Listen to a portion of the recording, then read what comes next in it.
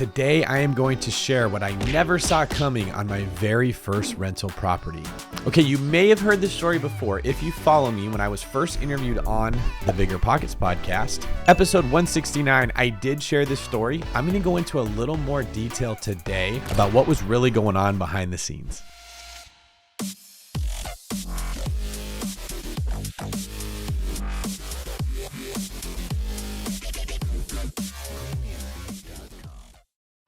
So I had a friend, his name was Matt, and he was going to be moving away to go to Bible college in Chicago. And Matt had a house under contract that he was going to lose his earnest money deposit on. I think it was $5,000, maybe $10,000. Matt was telling me about it, and I said, I've been saving. I've been planning to buy real estate. This was the end of 2009, so prices were plummeting, and I was just kind of waiting to see at what point should I jump in, when's it going to hit the bottom, how long should I wait? And I said, why don't I go take a look at this house, and if I can buy it, you can keep your deposit. I was really just trying to help out a friend.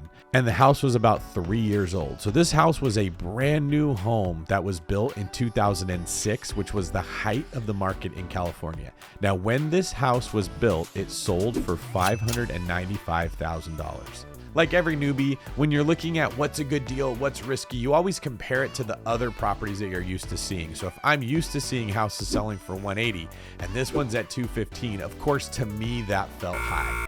And high feels risky. So I was a little worried. We go look at the house. I like it. Let's talk about what I liked about it. That's what I like. That's what I like. One, it had hardly any grass, just the front yard. The entire backyard was all concrete, which was awesome because that meant low maintenance for me. Two, it was in better shape than a lot of the other foreclosures I had seen. Number three, it was in a court. So some people call it a cul-de-sac. So it was a really good location. Number four, it was very close to a school. Like literally, if you walk out the front door and turn to the right, you're looking at the schools. Number five, it was a newer construction home, and I knew enough to know that meant there would probably be less problems that would be occurring. So I looked at it and I kind of went back and forth, and I said, you know what? I got enough money saved up. At some point, I got to do this. I'm helping out a friend. So I decide I'm going to pursue the deal. I call his agent and I say, hey, Matt is falling out of contract. You already know. And I said, what if I buy the house instead? And she said, oh, well, are you pre-approved? I said, no. She said, no problem. I'll connect you with my lender. And I said, okay, do you think we can do better on the price? And she said, well, how much better? And I said, why don't you come back and tell me how much better you can do? And I learned that was a really good negotiating tactic that I didn't realize at the time. Rather than telling them what I wanted, which might turn them off, I had her wanting to work to save the deal. So she wrote up the offer, I signed it, and I went into escrow on my very first house. All right, let's talk about how I determined if I could rent it out. I basically just asked my agent, what could I rent this house for? And she said, oh man, I got a family right now that would move into it for $2,000. You might get $2,100, $2,200. You should definitely go for it. And I just thought, okay, she's my real estate agent. And that was a big lesson that I learned. It's okay to trust people, but verify what they tell you. Now, when I was signing all the paperwork for the house, I didn't look at it close enough. I just put my signature because if you live in California, the stack of papers is this big. It's terrible. So I signed the paperwork, I close, and when I get my first mortgage statement, the taxes were about $175 to $200 higher than what I had thought. And when I called my agent, she said, oh, well, you signed everything. You didn't see that? And that was one of my first experiences to the fact that if you don't go out of your way to tell your representative what you need, they're probably not going to do it. That has forever altered the way that I handle real estate sales. So now on the David Green team, if you come to me or you come to one of our team members and you say, I want to buy a house in this area, look how nice they are. The first thing that I'm going to tell you is that's great. Let's talk about why you might not want to. The taxes are higher there. The schools are lower there. They have special assessments in that area. All right, do me a favor. Before you keep watching the video, hit the like, share, and subscribe buttons here on YouTube. Those really help me out a ton. They tell YouTube that you want to see more videos like this. They get me more followers, and it helps me to make more content. So I was a little disappointed by the tax thing. And I said, all right, well, I guess I'll just have to wait. I know rent's going to go up. What am I going to get for rent anyways? I didn't want to pay a property manager. This was another thing that I learned. Conservative Carl, version of David back then, cost me a lot of money.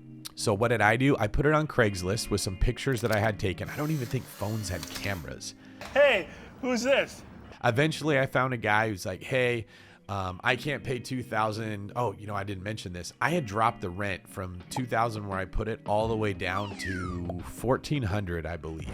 Very ignorant David said, okay, let me see some pay stubs. And he showed me. I didn't check his history. I didn't check his credit. I didn't call his references. I just said, hey, this person has a job. And I naively thought, if I'm a good landlord and I provide a good place for him to stay, he'll be a good tenant and he'll make sure that he does his responsibilities.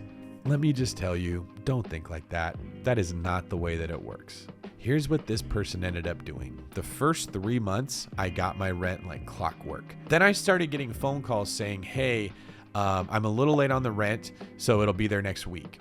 And then it wasn't there next week. And I said, hey, what's going on with the rent? And he said, oh, I put it in the mail. I don't know why you didn't get it. And I'm like, that's so weird.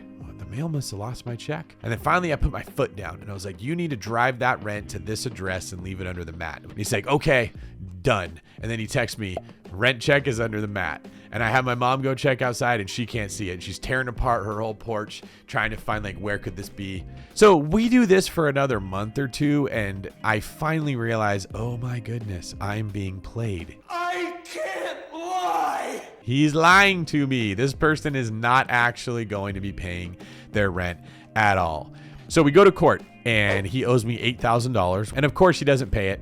And he just takes off. We never see him again. But they don't leave the house in terrible shape. We change the locks. We do everything the right way. And I put the house back up for rent. Now, here's what I didn't realize. When I closed on the property, it was valued $595,000, which was the same amount that it sold for before I bought it. So I paid property taxes based on that amount. But the sales price of the home was $195,000, about a third. Now, this is normal. Counties understand this. And when there's a closing, they send you a check for the difference once they figure it out.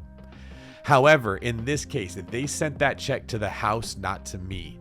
So what my tenant did was they got this check in the mail at the house they lived at. They went to a bank, forged my signature, cashed the check, and they paid me my first 3 months rent with my own money.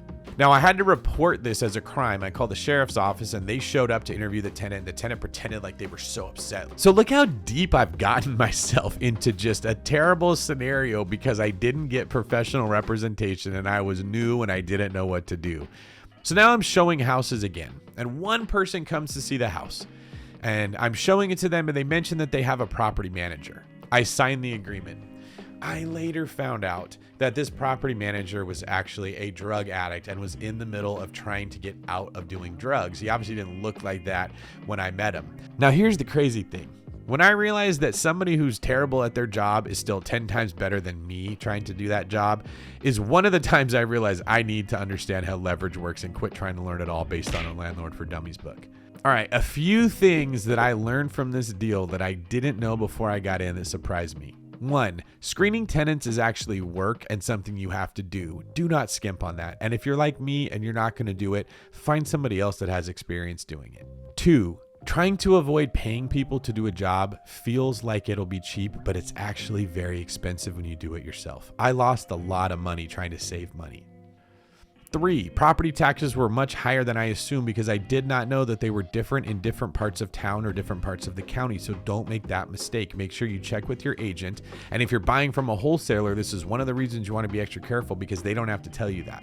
4, evictions are actually hard and they take a long time. And so you're better off having a property manager or someone with experience doing an eviction to actually make sure that it's going according to plan instead of trying to do that yourself too. And 5, property management was surprisingly easy and much more efficient than doing it myself. All right, that wraps up our segment for what I never saw coming on my first rental property. I hope that this spares you some headache.